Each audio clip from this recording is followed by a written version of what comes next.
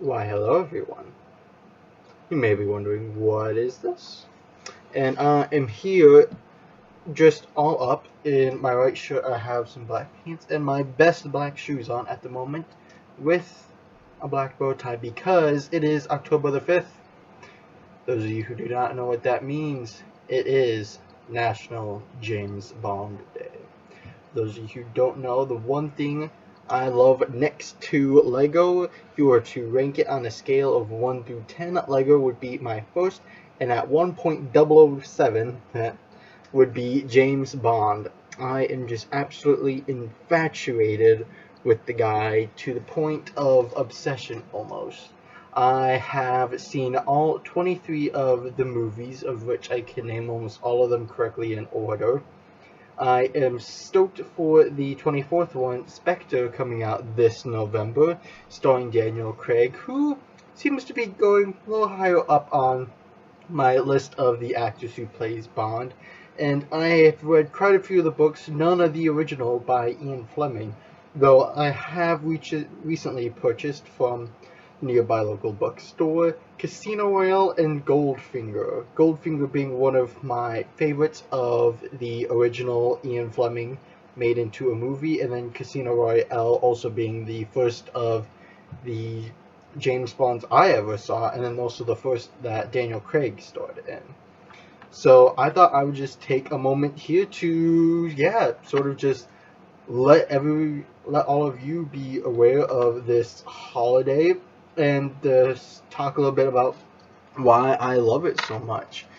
To where, hopefully later on this year, I promise it'll be out before 2016 comes around.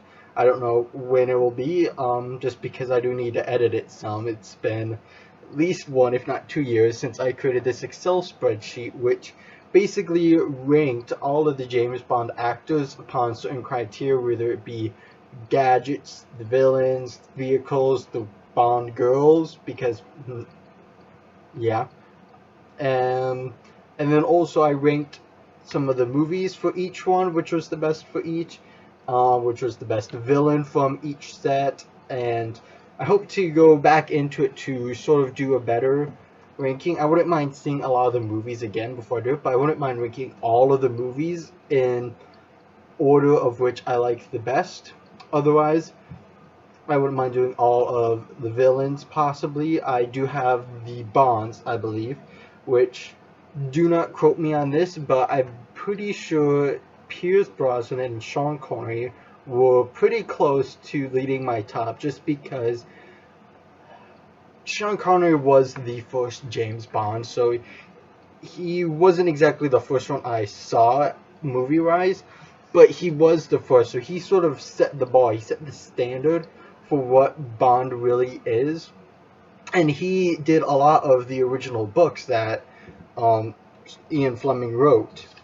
So and then the gadgets in that one sort of set the standard. He set the standard for the entire franchise, which, I mean, his movies were brilliant, but when you look at some of the other ones like George Lazenby, who was only in On Her Majesty's Secret Service, people were a little hesitant on him, which was why the next movie, Diamonds Are Forever, Sean Connery came back to reprise, even though he originally said he was done after the first 5.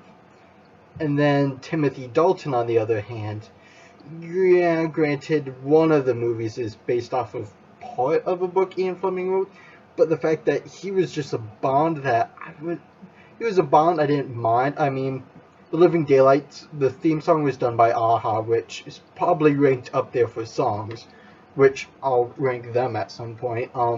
He just seemed like a much bloodier Bond, given the fact in, I believe, License to Kill, there's a scene of somebody getting chopped up in a grinder. There was a scene with Felix Leiter, and it just seemed a lot bloodier and much more violent, which I didn't really like and didn't capture what James Bond really was. And of course, Roger Moore, I felt he was toned down. He was an excellent Bond.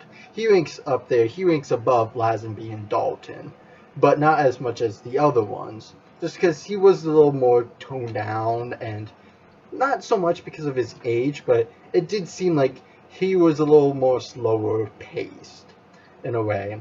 And then Daniel Craig, of course, he's sort of been there at third place, not because he's all that bad, but just because it's a little hard to judge, given the fact of Casino Royale was the first book Ian Fleming wrote, and the fact that it was number 21 in all of the movies.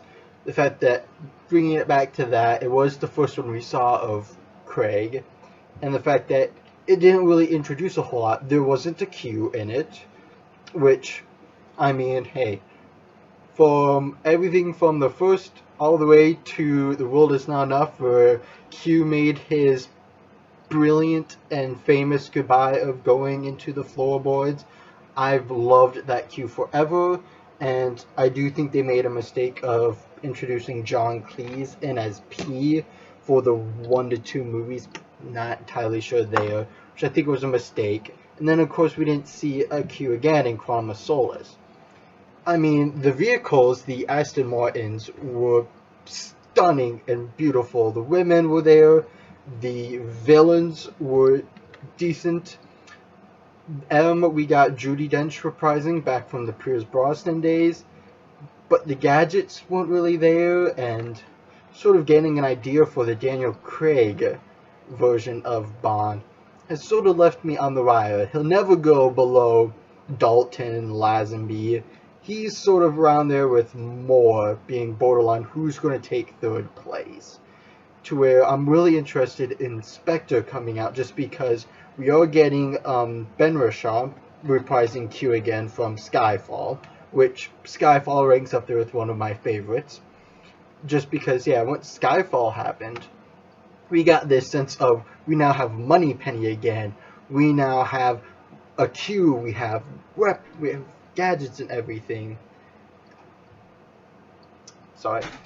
And then we sort of get this idea at the end with Judi Dench passing her in, Ralph Fiennes coming in as M, that there's like almost a new generation to where we're getting back into the old days of Bond, to where it started off James Bond, he goes off on a little mission, does something title sequence, then we come back and there's the scene where he goes in, he flirts with Moneypenny before he goes in through the padded door, and there's M sitting at the desk who hands out his next mission.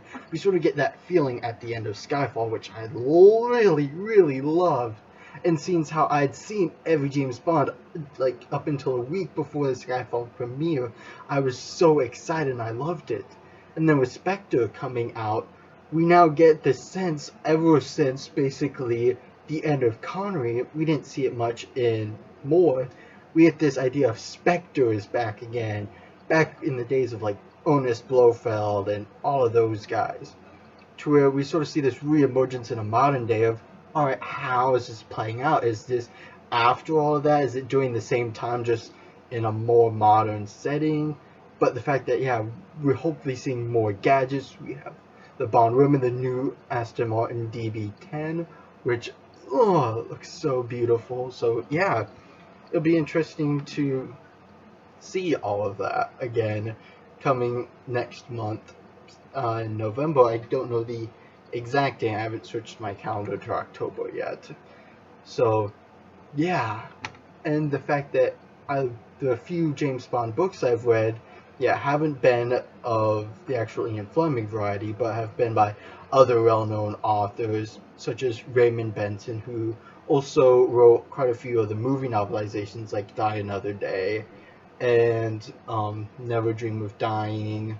I've also read Solo by William Boyd, which is very good, sort of bringing it back into the older age of Bond, to where sort of gadgets and going out. It's a little slower paced, but it's still really good. And then Carte Blanche by Jeffrey Deaver was one of the ones I first read. I want to say it's probably the first James Bond one I read, besides the Young James Bond by Charlie Higson, I believe.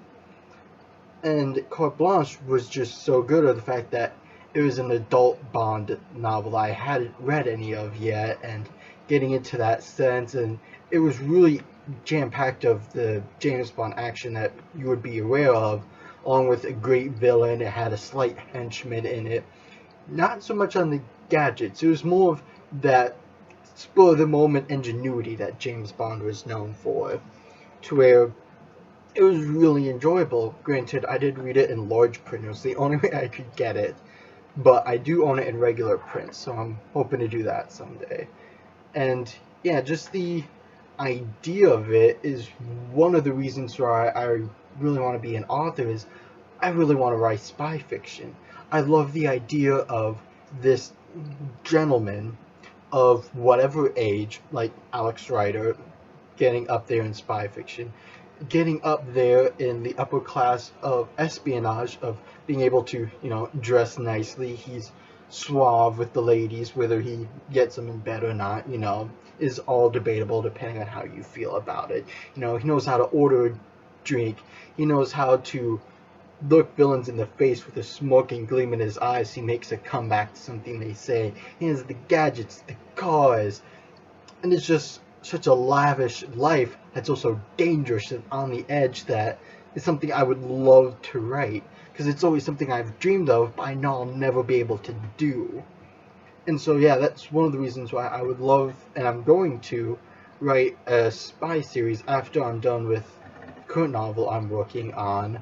That, yeah, I wouldn't mind writing a spy series. Granted, it's going to be different in many areas, but I'm not going to say too much about it right now. But yeah, James Bond has sort of been this hero, to where Lego has been an obsession and everything, but James Bond has been my hero, even though he's been fictional. So yeah, I guess it's really all I can say right now about it. I'll probably mention something about Spectre again once it comes closer to it being out. Depending on when it comes out, I don't know when I'll see it, just because November's an interesting month. Halloween weekend, which is 30th, 31st, and then the 1st of November is, I believe, Sunday. My parents are coming out for Parents Weekend here at college, and then a week goes by, and then my girlfriend and my best friend come out to see me. Then the next weekend, I actually come home to Orange City to celebrate Thanksgiving, so I don't know when I'll see it, just because, yeah, it's a little hard to get to a movie theater around here. I have to take a bus and half hour there and back, and trying to figure out exact times, and depending on the bus schedule, it's a bit of a hassle. So I might just wait until I'm in Orange City again to see it. So yeah, but otherwise, that's all I can really say on the subject. Like I said, I'll be posting my Bond analysis, is what I called it, sometime within the next 2 months. I'll have it out before the new year, maybe Christmas time if I forget. I'll write a note for myself here in a moment. But yeah, I decided, it's National James Bond Day. I'm going to get dressed up, wear my nice watch, I didn't bring my suit jacket to college because I didn't think I would need it, or it would get that cold, though this past week here has definitely defied that. So yeah, I guess that is it for now. I'm not sure if I'm going to post this to YouTube yet. I might later on. I'm just going to directly upload this to my blog. But yeah, so thank you everybody. I've been Lego MacGyver, otherwise known as MacGyver, Lego MacGyver, and I will see you all next time.